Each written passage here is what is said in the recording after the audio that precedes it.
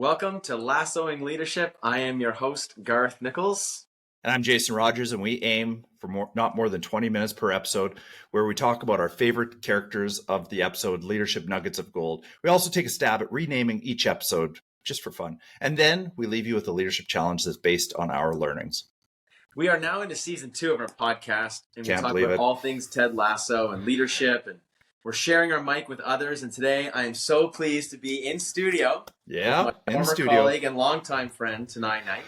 Tanay, why don't you introduce yourself to our listeners? Hi, Jason. Hi, Garth. I'm so excited to be here with you both. I'm a longtime listener, first-time caller. As Garth mentioned, my name is Tanay Naik, and I'm presently the secondary school deputy principal for teaching and learning at the United Nations International School of Hanoi, located in Vietnam. Been there for 3.5 years, and prior to that, I worked in Ontario at Branksome Hall, Toronto French School, and my last posting was with Garth at Havergal College, where I was the director of the Forum for Change. Amazing. Well, welcome to the studio, which also happens to be Garth's living room. Garth, I love the decorations in there, looking good, and you're looking good. I think people should tune in on Spotify just to see you today. Now, tonight, be honest with us, and we ask for honesty and vulnerability in this because that's part of the Lasso way. Mm-hmm. Are you really a fan of Lasso, and do you actually listen to this podcast? I am a huge fan of Lasso. You remember those like old school clips when he was like introducing the EPL to NBC? Oh, yeah. Like I'm like a day one Lasso. Old school. Same way that I'm a Lasso day one with you guys in your podcast. I think Garth sent me a text like, we're doing this podcast. I'm like, and I think based on the time zone, I might be your first listener every week because I'm like in the future, right? So, and in all seriousness though, because it's been such a really valuable resource for me. I share with Garth that, I've experienced some like leadership highs, leadership challenges, and I've jokingly referred to at times that there are some episodes that have been like my pump up music before going into a difficult conversation or having to make tough decisions or kind of recentering and reminding you of your purpose and your why in leadership. And so it's been just really great. And, the fact that it's connected to a show that I love, it's fantastic. So I'm a big fan. Yeah. Truly tonight, I think that's like what we want from this. We want people to listen, take away, and reflect on their own leadership. So thanks for joining us on the journey. And he is one of the very first listener feedback that we've gotten. So speaking of which, Jason, do you have any feedback from your own dad? My dad actually hasn't talked to me in a week since I called him out in the last episode. So I don't know if that's like helping or hurting our relationship. But nevertheless, I thought I would give you just a quick year-end stats rundown, given that this is about sports after all. We've got almost 100 dedicated subscribers. We're going to have a big 100 subscriber party very soon. We're averaging 5,000 impressions every 30 days on Spotify alone, and we've reached 24 countries. I think I said I wanted 60 countries, so we got a little ways to go there, but 24 is not bad. Yeah. And lastly, 78% of our listeners are between the ages of 35 and 59, but I'm willing to bet we're going to bring a few listeners on in the 0 to 22 age range soon. Garth, do you want to tell our listeners why that might be the case? Yeah, sure thing. So I have talked about my senior basketball team in previous episodes, and although this is not necessarily the sport of this podcast, it does have lessons that we can bring into it. So I've spoken about that. And so we will now hear from some of the members of my senior basketball team about leadership, not necessarily about Ted Lasso, apparently not on their watch list, not the demographic, but nonetheless, they are insightful. And, it's amazing when youth speak so intelligently and articulately about what leadership means to them. Both as a leader, but also what they're looking for in leadership as well. So that episode will drop very soon. So keep an eye. And it strikes me, Garth, that if we had a T Swift on leadership, that may have been a richer conversation. But maybe we should go down the Swifty road, bring in a few more listeners. Have everyone from 0 to 22 in the mix. I'll leave a blank space on my calendar for that in the future. That's great. Well, as you say, Garth, leadership did win that episode, and I can't wait to share it in the next little while. And we'll have all 24 countries listening. Now, Garth, what are you hearing out there in your circles? Yeah, another shout out to my friends at Royal Roads University, particularly Nathan, longtime listener, always lets me know about how this podcast lifts up his day.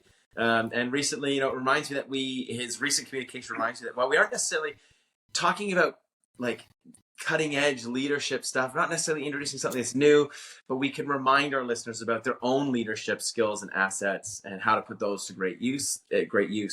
And so with that, anyway, let's jump into episode 4. Let's get started here. And I love this episode. It's one of my all-time favorite holiday episodes of all season, other than The Office. They've got some pretty epic ones, but here it goes. On this episode, we see the team share some locker room secret Santa, and of course, Jamie's forgotten his gift, and so Ted and the leadership team bail him out once again.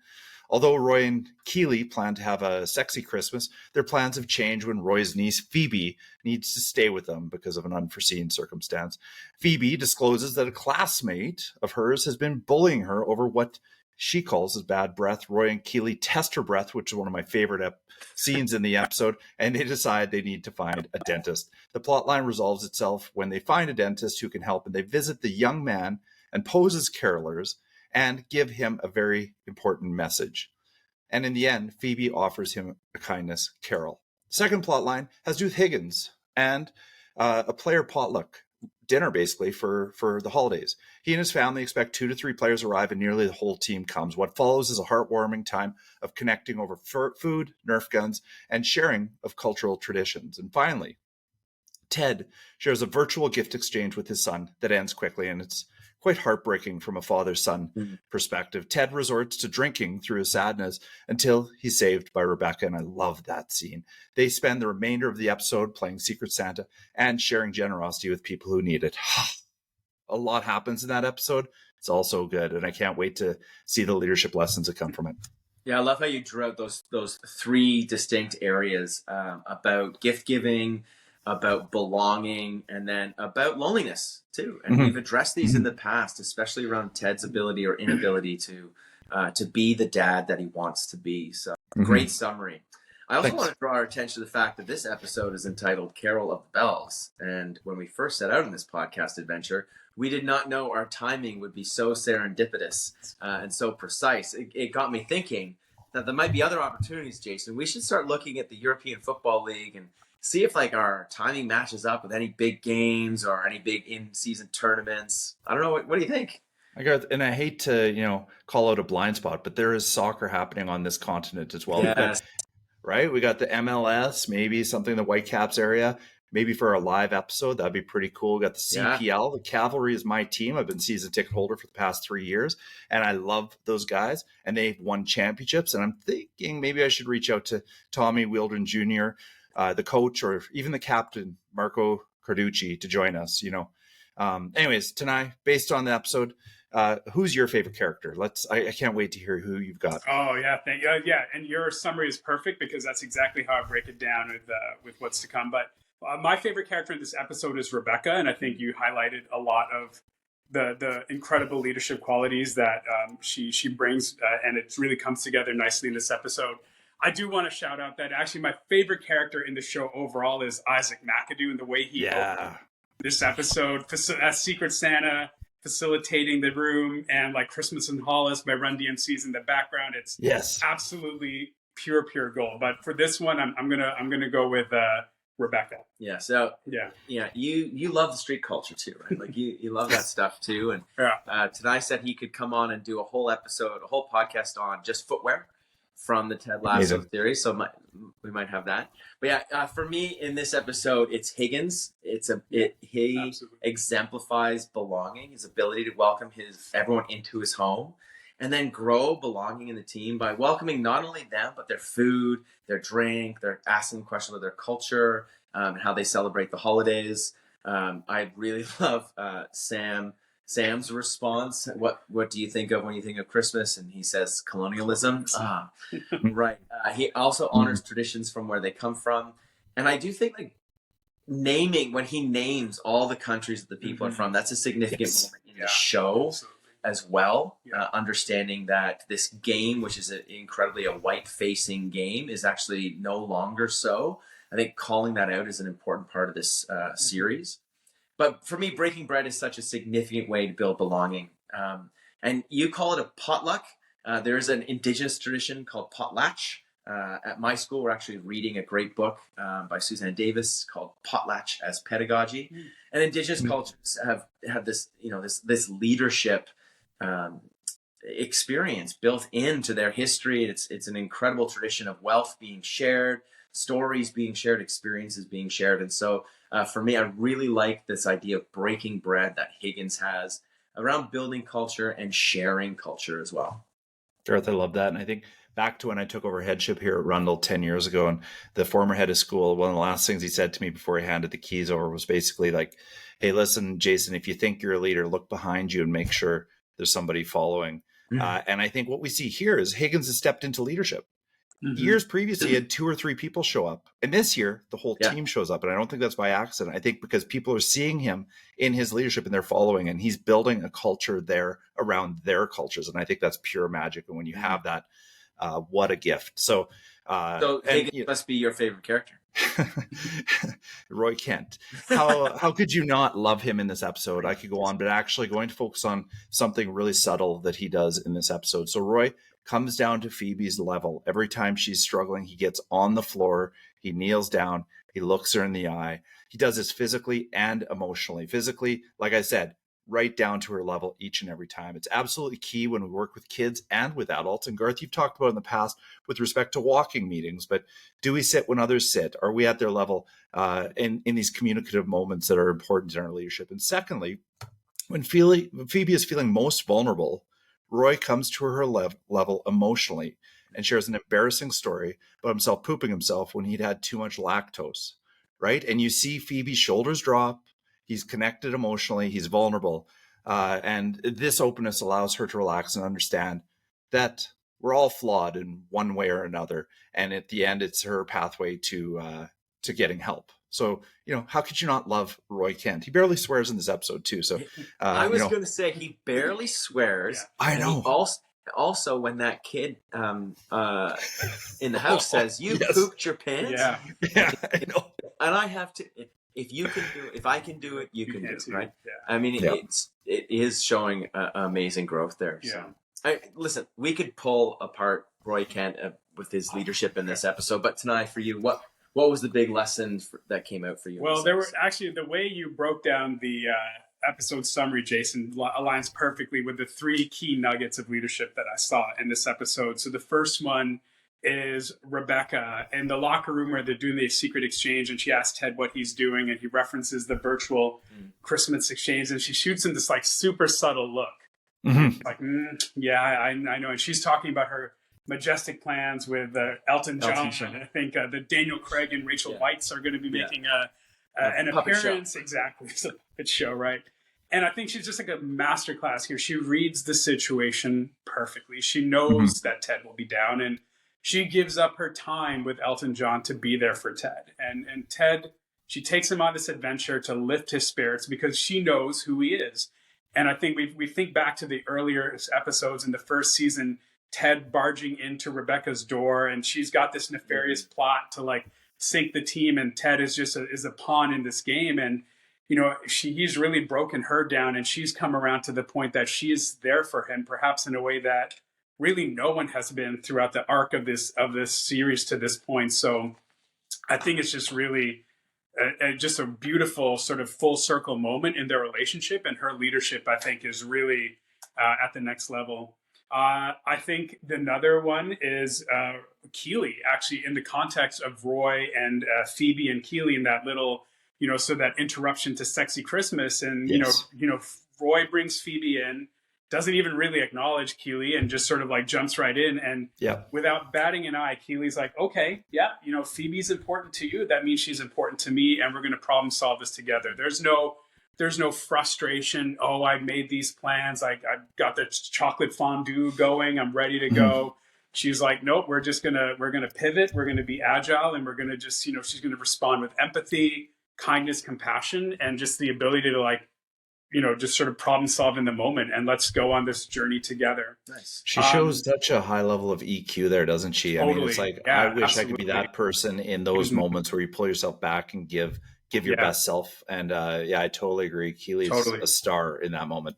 And then the last one for me is Higgins. And I think what you both have hit on the head is like, his growth as a leader, as evidenced by the fact in the locker room is like, maybe 2 people show up, and then everyone comes around. And again, no, like, oh, I was only expecting two people. He greets everyone so warmly, kindly, accepts their gifts that reflect their culture, their identity. Like it's like a real masterclass in like identity centered response, right? Yes. And his toast at the end about being the family that you kind of make along the way.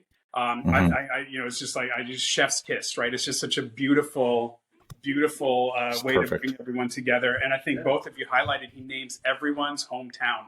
He knows where these people are from and how important those locations are in their journey. So to me, I think like there was so much that resonates, especially from in my role and in my school. We all are expats living in a completely foreign country to where many of us are from. And I found so many parallels between those scenes in Higgins' house and the experience that I have working in my school. And I joke with Garth a lot, like the Venn diagram of my personal life and my professional life is like one right on top of each other. And sometimes that's a challenge. You know, you want to be able to separate, you want to be able to pull away. But the benefit and the gift of that is we really take the time to intentionally get to know each other. In the first 2 years of the time that I was in Vietnam, our borders were closed. We couldn't leave easily to get back to be with our loved ones. So we actually celebrated milestones. We were there for colleagues who suffered loss and tragedy in their lives and wouldn't be able to be there with their families. And I think those are kind of like the big significant leadership takeaways. And Higgins sort of in a very positive way brings that together. But I could see him rising to that in a moment where perhaps it's not under the best of circumstances or more tragic circumstances. So all three and those three different narrative plot lines just show just tremendous leadership. Yeah, but you too, like the way that we've known each other as well. There's a little saying we have about Tanay, which is like 2 degrees of Tanay Naik, and eventually he gets to know you so well that he figures out that one of your second cousins was at a concert that he was at, and therefore knows that person and knows you that little bit more. So it was a great concert. You do a great job of building and maintaining those connections. And in fact, after we record this, he and I are heading out to break some bread ourselves. We're going to go to lunch together. So that's great. Those are great lessons. Thanks for doing that. Yeah. Yeah, and I think leadership really does start with that connection, that care. I think, really knowing people is how you build trust. And we see that in all sorts of leadership, particularly, Fullen writes about it in detail, is about, building capital through trust in our leadership. And I think you hit it on the head. And, I did love that closing toast, when Higgins says, to the family we're born with, to the family we make along the way, to Richmond. And I love this as it captures, what I think are strong organizational cultures that keep on coming back to it. The culture code with Dan Coyle talks about all of these organizations that relate to one another as though they're families. And I think, the more you read about positive leadership and positive organizational cultures, the more you find that good organizations look and act like strong and connected families. So tonight, that was absolutely brilliant. I think the only thing I'd add to is like, I believe these bonds will extend well past the point of Richmond, right? Like that they're so strong. And when we all, in my context, when we all leave Vietnam, like we're we'll move on to new places, new adventures. But I think the level of trust and the strong culture that you referenced. Like you and I, buddy. There you go. You and I. That's it. Let's jump in and rename this episode. Tonight, what would you rename it? There's a line that after they've given some Santa gifts, Ted and Rebecca are talking. She's expressing vulnerability, and she just, with a simple, I just want to make sure you're okay. And I thought that was just a simple and beautiful way to sum up what this episode was about. Nice. I love that. Garth, what about you? Take it away. Well, he is my favorite character in this one. We've highlighted his speech. I would offer the family we make along the way. Maybe it's because I'm in a Christmassy mood. I don't know. That's so good. What about you, Jason? Okay. I'd offer giving and taking, and I'd be remiss if I didn't acknowledge that I've taken this from a book by Adam Grant, Give and Take. Christmas and leadership is really about give and take. Rebecca gives her friendship and support to Ted. Ted takes this support as this is a moment he really needs it. Rebecca and Ted give to those who are in need. Higgins gives to his entire team. In turn, they take time to connect with one another. And finally, in my favorite moment, Phoebe gives forgiveness to the little boy, as when she's standing outside the door with her cue cards, the last one says, I forgive you, Yeah. Please do better. Please do And better. love those moments. And she gives forgiveness. And I think that's a huge part of any kind of leadership, is to be able to forgive. So giving and taking is my take on that. And I think there's a leadership challenge that can focus on that tonight. You got one for us? I do. Yeah. I think the leadership challenge is just taking time as leaders to step back and look around the people that, I think about the Robert Greenleaf servant leadership model, like just who are the people that we serve and how can we be there for them? Do we really know them? So doing a little bit of a self audit to be like, do I know the people around me? Do I know what, makes them tick, and what are their strengths, and, what are their vulnerabilities, and how can I be there to truly support them when the moment arises? So that's, it's a bit more of less of a tangible leadership lesson, but one that I think will pay dividends in the long run. Yeah. And I love that. And I would go one step further and say, when you come back from the holidays, make that real connection. You can ask a simple opening question. What did you get up to? How was your family over the holidays? And use that as a jumping off point to know them a bit better. So leadership challenge accepted. Yeah, thanks, Tanay, for coming onto the show. You're a true gift to this podcast, and we really appreciate your time. This has been absolutely fantastic. And for all of our listeners, we would love to hear what you've learned from this episode. And a reminder that if you like what you've heard, rate the podcast, and please do share it with your friends. Especially if you're friends with Jason Sudeikis. Please.